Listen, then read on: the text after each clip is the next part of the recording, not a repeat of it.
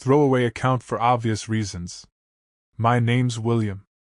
I'm not using my real last name, and honestly there are people from my past who'd probably recognize me anyway if I told this story straight. I've spent years pretending certain things never happened, filing them away into that mental attic where you dump all the ugly boxes and tell yourself you'll deal with them later. Turns out later eventually shows up. This happened years ago, back when I was in that strange stage of life where every bad decision felt temporary. I was broke, not movie broke where your landlord bangs on your door while sad music plays. I mean the quiet kind. The kind where you stop opening your banking app because seeing the number feels personal. The kind where your fridge light becomes brighter than the contents inside it. I was doing odd jobs, living in a place with thin walls and stained carpet that somehow always smelled like hot wires and old cigarettes. I knew people I shouldn't have known. That's usually how these things start, not with evil plans or dramatic turning points. Just people. And then there was the call. Not the call. Not yet. Before that, there was a guy named Eric. Not his real name either. Eric was one of those men who always looked calm even when saying things that should make normal people uncomfortable. He spoke softly. Never rushed. Like somebody discussing weekend plans instead of things that could ruin lives. I knew him through a friend of a friend. That kind of connection where everyone acts vague for a reason. One night he looked at me and said something I remember almost word for word. You ever notice how people trust a voice if it sounds like it's supposed to be there? I laughed because I thought he was talking about sales calls or customer service. He didn't laugh back. That should have been enough for me. Instead, I asked him what he meant. And that question ended up costing me more than money ever did. Eric waited a few seconds after I asked. That was his thing. Silence. He used it like a tool. People rushed to fill silence, and I was no different. I remember saying something stupid like, "What, you mean scam calls?" He shrugged. Not exactly. Then he started talking about trust. About how people don't really verify things as much as they think they do. If the right name appears, if the right voice calls at the right moment, most people stop asking questions. He said people live on autopilot. I wish I could say alarms started going off in my head. They didn't. Because he wasn't pitching some dramatic criminal mastermind thing. No dark room, no maps on walls, no cash-filled duffel bags. It sounded small. Abstract. He talked like a businessman discussing human behavior. And while he talked, I kept thinking about my overdue bills sitting on my kitchen counter. I wasn't thinking about consequences. I was thinking about rent. A few days later Eric called and asked if I wanted to grab coffee. I almost said no because I had maybe enough money left for bus fare and instant noodles, but he said he was paying. We sat in a nearly empty place near downtown. Rain tapped against the windows all afternoon. I still remember because everything about that day felt ordinary, which is unsettling in hindsight. Eric leaned across the table and finally explained what he meant. Number substitution. I stared at him. Okay, that means nothing to me. He smiled a little. Then he explained that people trust caller IDs far more than they should. Sometimes they see a familiar business number, a company name, maybe even someone they know, and their brain immediately relaxes. The right call from the right person at the right time, he said. Not hacking exactly. Not movie stuff. Just making a phone look like it was coming from somewhere else. I remember my stomach tightening. Not because I thought crime. Because I thought. People actually fall for that? I didn't agree to anything that day. That's the part one repeated to myself later, over and over, like it mattered. I walked home in the rain with my hands in my pockets thinking Eric was shady, manipulative, probably dangerous. I told myself I was done with him. Then real life started talking louder.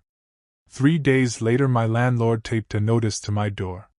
My car made a noise that sounded expensive. I ignored calls because I already knew what they were about. Funny thing about desperation, it negotiates with you. I started changing the story in my head. I wasn't thinking, I'm considering doing something criminal. I was thinking, I'm just listening. Then that became, I'm just helping.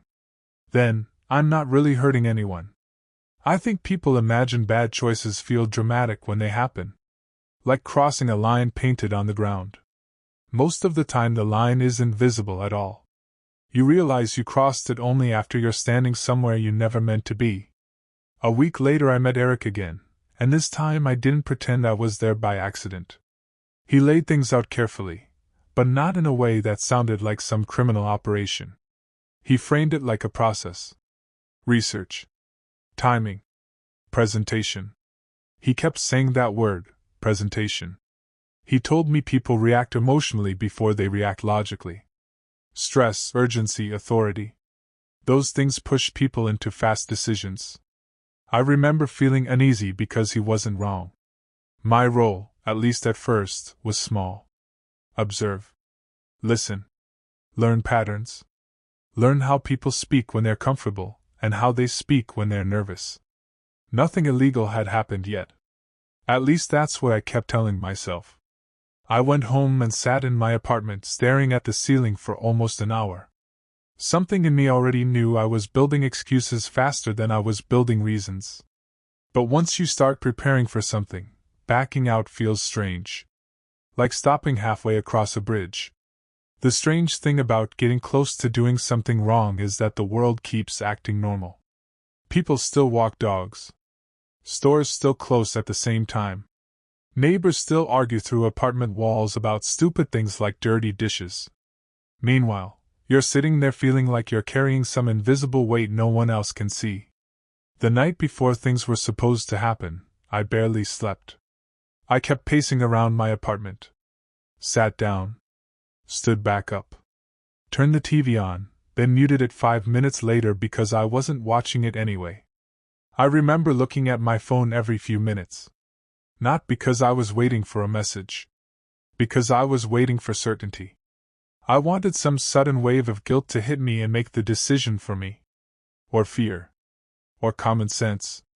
Instead I got nothing. Just that heavy, restless feeling in my chest. People talk about instincts like they're loud alarms. Mine wasn't. Mine sounded more like a quiet voice asking, "Are you really doing this?" The next morning Eric called me and told me where to meet him. I got there early because I was nervous, and nervous people always arrive early. He showed up carrying himself the same way he always did, relaxed, hands in his pockets, like we were meeting to discuss ordinary business. That irritated me. Because I felt like my heartbeat was trying to escape through my ribs. He talked through the plan again, but I barely heard half of it. I was focused on tiny details around us instead. A car passing outside. Somebody laughing across the street. Coffee machines hissing in the background. Random things become incredibly clear when your brain knows you're somewhere it shouldn't be. Eric looked at me and said, "You're overthinking." Maybe I was. Or maybe some part of me understood this was the last moment where walking away still felt easy. After certain doors open, closing them isn't entirely your choice anymore. Then it happened. Not with dramatic music. Not with some countdown clock running in the background. Just a phone ringing. I remember staring at it for a second too long. My hand actually hesitated before I picked it up. Eric noticed and gave me this tiny nod like he was telling me to keep moving. On the other end was a man who sounded stressed. The kind of stressed where words come out a little too fast. He was trying to solve a problem, trying to make sense of something, and the thing that hit me immediately was this. He trusted what he was hearing. Completely. I felt a cold sensation move through my chest. Until then, everything had felt theoretical. Conversations. Plans. Ideas. But hearing an actual person react changed something. Because suddenly there wasn't an abstract situation anymore. There was just a human being trying to fix what he thought was a normal problem. And I remember thinking, oh God. This is real now. The problem with plans is that reality never reads the script. The moment that call ended, things started moving faster than I expected. Eric looked satisfied, like another piece had clicked into place, but I wasn't feeling whatever he was feeling. I was distracted.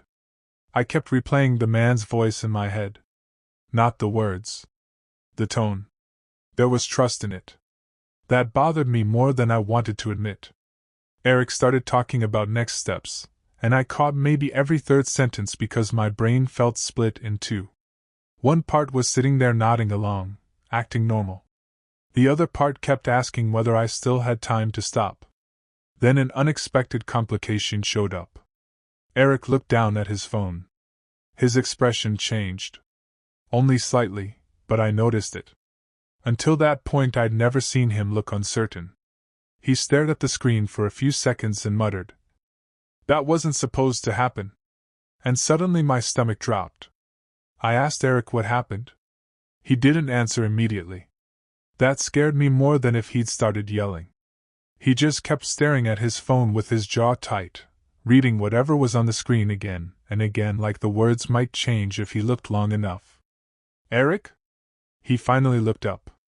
"There's a problem." I hate how simple that sounded. People say problem when they forget milk at the store. People say problem when a meeting gets rescheduled.